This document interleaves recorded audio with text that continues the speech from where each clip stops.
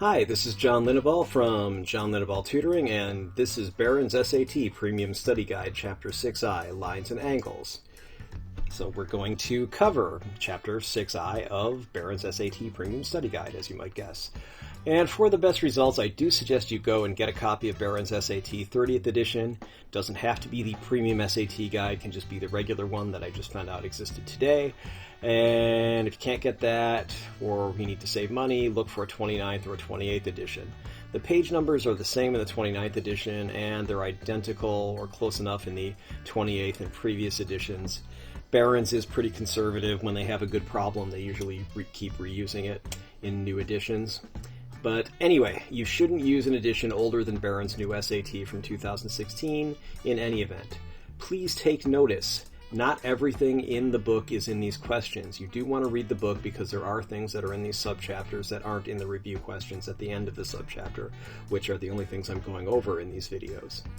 The older editions of this book can be had cheaply, if not for free, from used booksellers, kids who've already taken the test, and public libraries. They sell old editions, or you can borrow the current edition. If you plan to use a library copy or a new edition, I do suggest you start early. There's no worse feeling than needing a library book someone else has checked out, or trying to buy a review book that's sold out. And come on, you're really not going to learn this thing a week or 3 days or something like that before the test. Just get the book early, do it a little at a time. You'll feel a hell of a lot better. Okay?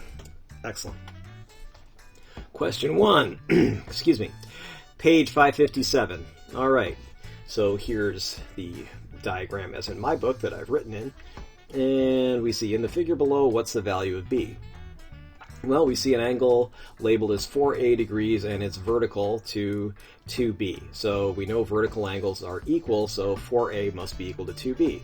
So we can write that this is 2B, because 2B or not to be, that is the question. No, actually, what is the value of B is the question. Ha ha ha. So okay, 2B, 2B. And then, since 4A we already know is 2B, we can write 2B here. This is vertical, that's also 2B. Since this is 2A, it's got to be half of 4A, which, since 4A is 2B, that means this is B, this is B. Yes, I'm sorry that my B's look like 6's. Oh well. Anyway, so we fill in the diagram. We see that 2B plus 2B plus B is 180. We see on the other side, it's 2B plus 2B plus B. That's also 180. So we add these together, 2B plus 2B plus B is 5. 2 is 5B. 2B plus 2B, another 5B. So that's 10B equals 360. So B is equal to 36, which is choice C. So in the figure below, what is the value of x if y to x is 3 to 2? Well, we know when we're working with ratios, we should probably put x after, but we're already using y and x, so let's make it z. 3z plus 2z, but we don't know what it's equal to. Oh, okay, what am I going to do? Well, we see x and a right angle and y equals 180 degrees. How do I know it's 180 degrees? It's a straight line. So I have a 90-degree angle here, fine. I can subtract 90 from 180, so we end up with x plus y is equal to 90, as I wrote here. So we can say 3z plus 5z is equal to 90, and we know that 90 is equal to 5 times 18. So 5z is equal to 90, z must be equal to 18, and since x is equal to 2z, remember it's not equal to z, x is equal to 36, which is choice C. Okay. Question 3, page 557. What is the measure of the smaller angle formed by the minute and hour hands at 150? First, draw a diagram. So you won't have a nice picture of a clock, but you'll probably be in a room that has a clock on the wall, especially if you're, I don't know, most schools in the U.S. built in the last 100 years have a whole system of clocks where they're built right into the wall or they're attached to the wall and they can be remote controlled from the principal's office or whatever. At least those were the schools I attended. But enough about me. Okay. So we know that a clock face is a circle, so we know this has to be 360 degrees. Since the hour and minute marks are all the same size, they have to be, or a clock wouldn't work right, has to be very uniform and work like, dare I say, clockwork. Ha ha ha. Aren't you so glad you get to hear these horrible jokes? Anyway, but since the hour and minute marks are all the same size, we know that there are 360 over 12, because there are 12 numbers. So that would be 360 degrees divided by 12, so we know between 12 and 1 is 30 degrees. 1 and 2, 30 degrees. 30 degrees between any two consecutive numbers here.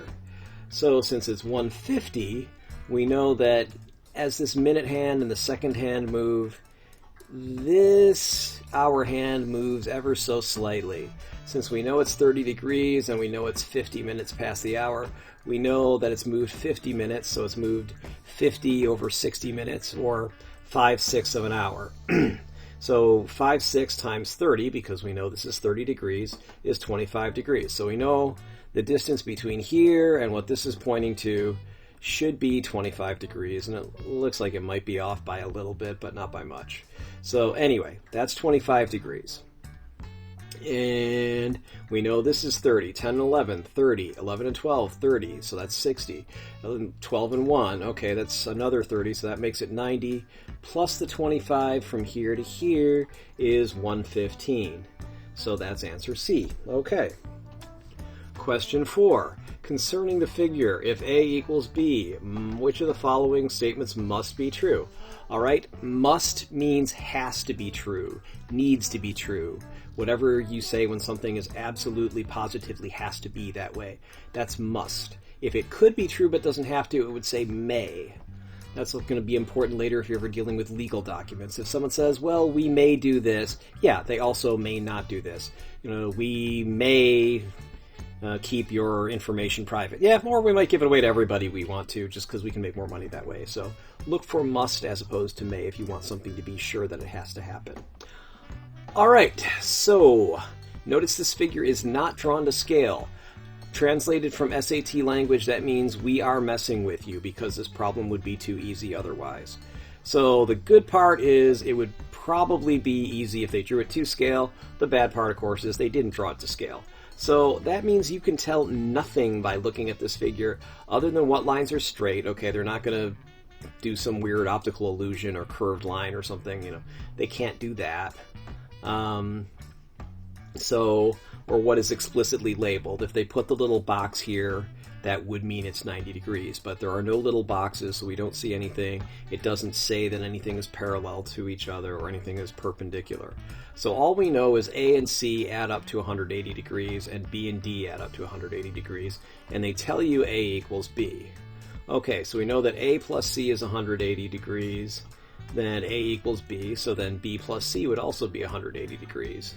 So we can see that B and D add up to a straight line, so B plus D equals 180. So therefore, B plus C is equal to B plus D, since they're both equal to 180. And therefore, C must be equal to D, because B plus C adds up to 180, B plus D adds up to 180. If you subtract B from both sides, you're going to end up with C equals D. So, 2 and 3. L and K are parallel. It sure looks like it in the drawing, but it's not drawn to scale, so we don't know. M and L are perpendicular. It looks like it in this drawing, but they tell you it's not drawn to scale. So we can't know that. It doesn't have to be like that, so we don't know that it's true. So only choice 1 is true, and that is choice B. So that choice B is correct. Question 5. In the figure below, B and C, okay, we got B here, C here, lie on line M, or lie on line N, rather, and I cut off the N here, oops. M bisects AOC, so M is over here, that's also cut off, that's unfortunate, but okay. So we have line M, and line L bisects AOB, okay, so here we go. And what is the measure of DOE? So notice that AOC, my favorite congresswoman, and AOB add up to a straight line. So, what are we doing here? Okay, since these add up to a straight line, we know that AOB and AOC have to add up to 180. And they're telling you that L bisects AOB and M bisects AOC. So the M would be here if this weren't cut off. Oh well. Anyway, so E is on line M. Okay, anyway. So DOE is going to be equal to 1/2 of AOB. Why? Because this is bisected it, so this bisected it, so that's got to be half of it. and 1/2 AOC again because it bisects it, so it literally cuts it in half. So it's going to be half of these two angles. Well, okay, so DOE is equal to half of AOB plus half of AOC. We can factor out the 1/2 to get DOE is equal to just 1/2 of the sum of AOB and AOC. And remember, AOB and AOC add up to 180. So that's 1/2 of 180 degrees, which is equal to 90 degrees, which is choice B. Okay, question 6, page 558. So, in the figure, what is the measure of B minus A over B plus A? Well, we see that 1, 2, 3, 4, 5, 6. 6A's equals a straight line, which is 180 degrees. 1, 2, 3, 4, 5. 5B's is also 180 degrees. So B is equal to 180 over 5, which is 36 degrees. Angle A is 180 over 6, which is 30 degrees. So B minus A is 36 minus 30. B plus A is 36 plus 30. 36 minus 30 is 6. 36 plus 30 is 66. That simplifies to 1 over 11. You ever see the movie The Omen? That's kind of like what the little birthmark on Damien's neck looked like, on his head, whatever, under his hair. Scary, kids. All right. So, question 7, page 558. In the figure below, A to B is 3 to 4, and B to C is 1/2. I really hate this colon notation. I wish they would use the fraction notation. But, whatever. They do this to make it harder, I think. So, what is the measure of the largest angle? Okay, so first notice the figure's not drawn to scale, so you can't tell anything by looking at this. And second, you want to use the two ratios to make an extended ratio. So an extended ratio would just be A to B to C, so it'd be A colon B colon C.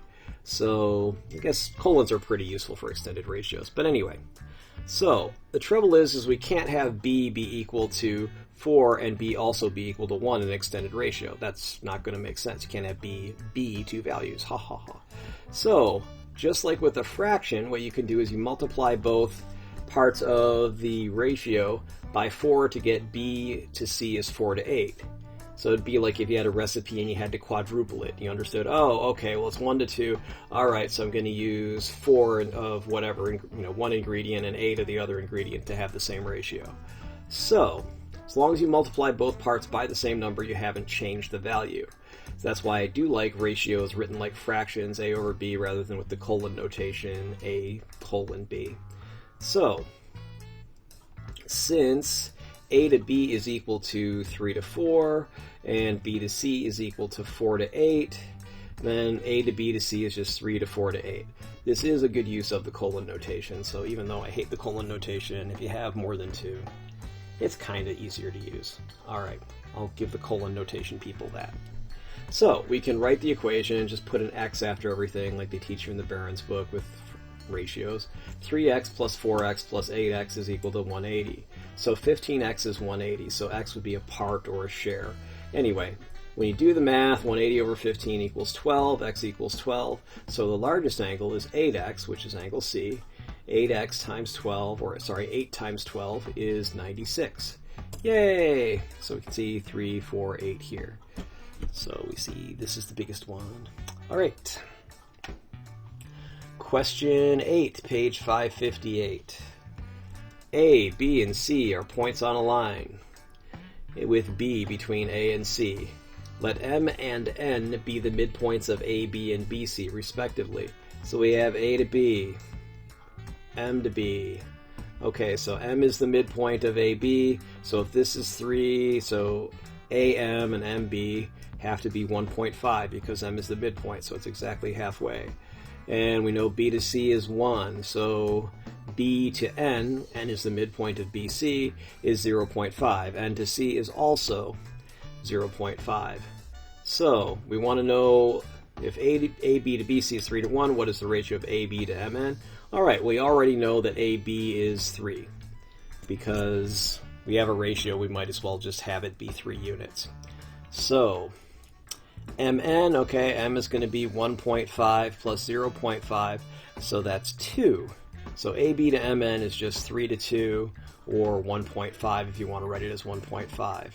So, there's your answer. Okay, have 1.5 plus 0.5 is 20. Obviously, that's a mistake. 1.5 plus 0.5 is 2.0. So, dope. All right, so the ratio is 3 over 2, or 1.5. In the figure, lines K and L are parallel. What is the value of y minus x? The easiest way to solve this problem is to extend the lines. We see from the transversal that x plus 45 equals y, so y minus x is 45.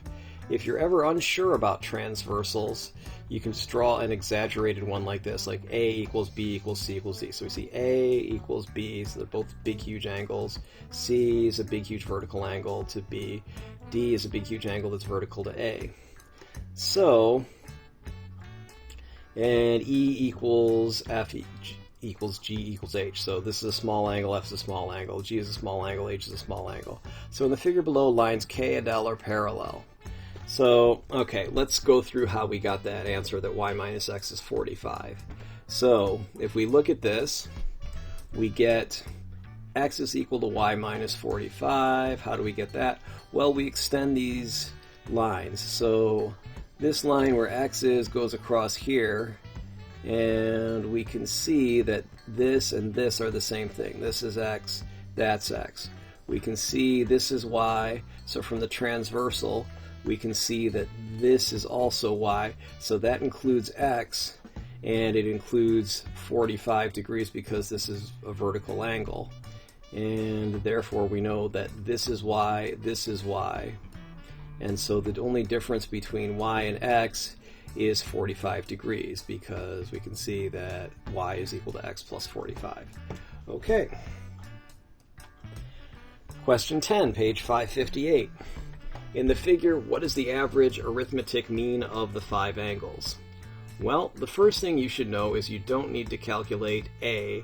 So this whole 2A plus 3A plus 4A plus 5A plus 6A. Yeah, the first time I saw this problem years ago, that's exactly what I started doing until I realized, no! You don't have to do that. Why? Because you know that a circle is 360 degrees. 360 divided by 5 is going to give you the average of these angles by definition. So you just go 360 over 5 equals 72 degrees. So easy. Did you find this video useful? Please like it and subscribe to this channel. Neither action costs you anything. You'll be alerted about my new videos. Why do I care? Well, it's simple, because YouTube doesn't let me share any ad revenue unless I have 1,000 subscribers and 4,000 hours of view time in a year. While many people are watching these, I don't have 4,000 hours of watch time. I don't have anywhere near 1,000 subscribers at the time of this video. I think I have about 720, so still need 280 subscribers. And for the same reasons, you are not only welcome, but encouraged to share links to this video, put it in playlists, etc.